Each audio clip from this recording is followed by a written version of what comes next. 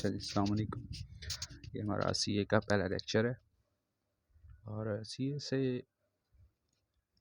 हमें पता है कि सीए में हम कंप्यूटर एप्लीकेशन के बारे में पढ़ेंगे। तो सबसे पहले कंप्यूटर के बारे में पता होना चाहिए कि कंप्यूटर क्या चीज़ है। तो कंप्यूटर की डेफिनेशन पढ़ लेते हैं। सबसे पहले तो लिखा हुआ है कि जो कंप्यूटर है, the word computer comes from word compute. ये वर्ड जो है ये कंप्यूट से निकला है और उसका मतलब क्या है? टू कैलकुलेट, कि चीज़ों को कैलकुलेट करना है। अच्छा, उसके बाद दूसरा पॉइंट है, there by a computer is an electronic device that can perform arithmetic operation at high speed. के जो कंप्यूटर है वो हमारे पास इलेक्ट्रॉनिक डिवाइस है। इलेक्ट्रॉनिक डिवाइस क्या होता है? कि जो इलेक्ट्रिसिटी से चल रहा होता है। तो कंप्यूटर जो है वो तो हम वैसे इलेक्ट्रिसिटी से चल रहे होते हैं। जो हमारे पास लैपटॉप होते हैं उनमें भी हमने बैटरीज डाली होती हैं और वो उनमें इलेक्ट्रिसिटी स्टोर होती है। तो ये इलेक्ट्रॉनिक डिवाइस है that can perform arithmetic operation. यह क्या करता है? अर्थमेटिक ऑपरेशन को बहुत ज़्यादा हाई स्पीड पे परफॉर्म करता है। तो अर्थमेटिक ऑपरेशन क्या होते हैं? जैसे प्लस माइनस। तो ये हमारे पास अर्थमेटिक ऑपरेशंस हैं। उनको ये बहुत तेज़ी से करता है। कर तो इंसान भी सकता है, लेकिन जो कंप्यूटर होता है वो बस उसमें पुट करना और आंसर निकल आना है। लेकिन ह्यूमन अगर परफॉर्म करेगा उसको टाइम भी लग जाएगा। उसके बाद कंप्यूटर का जो थर्ड पॉइंट है को लिखा हुआ है, computer is also called data process. इसका दूसरा नाम डाटा प्रोसेस भी है, because it can store, process and retrieve data whenever desire. क्यों है? क्योंकि ये चीज़ों को स्टोर करता है, उस पर प्रोसेस काम करता है और retrieve data whenever desire. तो जब कभी हमें डाटा की ज़रूरत पड़ती है तो वो हमें उसको पेश भी कर देता है। जैसे हम किसी चीज़ को स्टोर करते हैं, बुक हमारे पास स्टोर है कंप्यूटर में, हमने साल बाद उसको खोलना हमने कब हमें याद आया हमने यार वो बुक सेव की तो वो हमने अब पढ़नी है।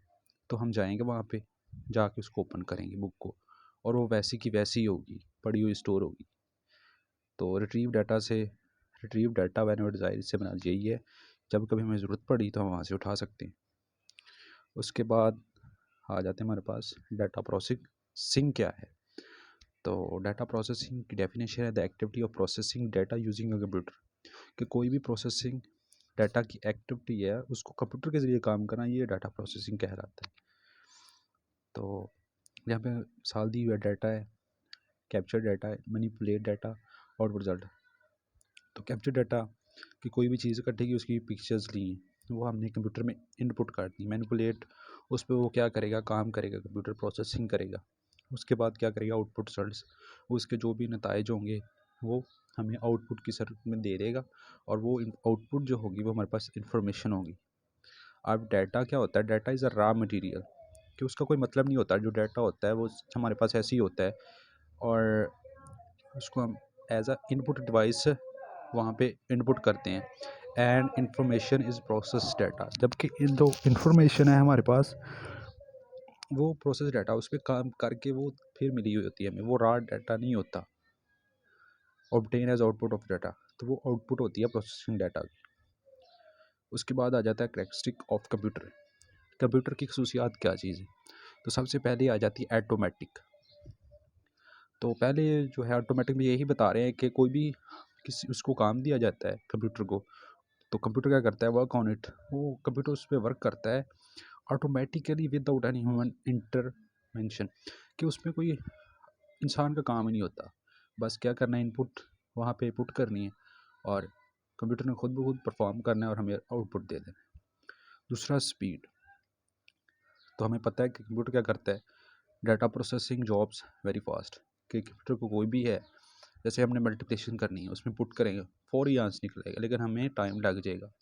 और इसकी जो स्पीड है वो माइक्रो सेकेंड, नैनो सेकेंड और पिको सेकेंड में होती है। उसके बाद एक्यूरेसी आ जाता है। तो एक्यूरेसी जो कंप्यूटर की होती है वो ना जनरली लार्ज ही होती है। किस पे ये डिपेंड करती है? जो हमने कंप्यूटर बनाया होता है ना उस पर डिपेंड कर रही होती है। तो उसके बाद थर्ड लाइन पे बता रहे हैं, computer errors cause due to incorrect input, data of unreliable programs are often refers to garbage in garbage out, के जो कंप्यूटर एरर्स होते हैं ना, एरर, वो दो चीज़ों की वजह से आ सकते हैं। कौन सी? एक तो है कि हमने गलत इनपुट कर दिया है, डाटा पुट कर दिया, या फिर दूसरा अनरिलायबल प्रोग्राम, कि कोई गलत प्रोग्राम यूज़ कर रहे हैं, प्रोग्राम कोई और यूज़ करना चाहिए लेकिन हम कर कोई और रहे हैं। तो वो जब हम डाटा इनपुट गलत पुट कर रहे हैं तो आउटपुट भी हमें गलत ही मिलेगा। तो इस टर्म को उन्होंने यूज़ किया गार्बेज इन गार्बेज आउट। क्या मुराद है कि गलत डाटा पुट किया है और गलत डाटा ही हमें मिला है। उसके बाद फोर्थ प्रॉपर्टी आ जाती है डिलीजेंस। तो इसमें बता रहे हैं कि कंप्यूटर थकावट से पाक होता है, वो बोर नहीं होता, लैक ऑफ कंसंट्रेशन, कि उसकी में लैक ऑफ कंसंट्रेशन नहीं होती। अब अगर इंसान काम करे तो वो थक भी जाता है, उसको टायर्डनेस हो जाती है, बोर होने लग जाता है और कंसंट्रेशन भी आहिस्ता आहिस्ता डिक्रीज़ होना शुरू हो जाती है। लेकिन कंप्यूटर ऐसा नहीं होता। वो क्या करता है, it can continuously work for hours, कि वो घंटों तक उसके लिए काम करता है विदाउट क्रिएटिंग एनी एरर, उसमें कोई भी एरर नहीं होता। And without grumbling. ग्रम्बलिंग से क्या मुराद है कि ग्रम्बलिंग होता है बदमाशी, कि वो आगे से कुछ नहीं करता कि मैंने नहीं करना ये है वो बस काम करता जाता है। अब उसके बाद वर्सटिलिटी आ गया हमारे पास। तो computer is capable of performing almost any task, तो वो कोई भी काम कर सकता है, लेकिन if the task can reduce to finite series of logical step, कि जो काम है इसी मखसूस स्टेप्स पे मुश्तमिल होना चाहिए। ये नहीं है कि पता ही ना हो कि काम क्या करने हैं और कितना करना है। उसके बाद प्रॉपर्टी नंबर 6 आ जाती है पावर ऑफ रिमेम्बरिंग। तो computer can store and recall any amount of information because of secondary storage capability. बता रहे हैं कि ये स्टोर भी कर सकता है और कभी भी हमें जब भी ज़रूरत पड़ी तो हम उसको देख सकते हैं।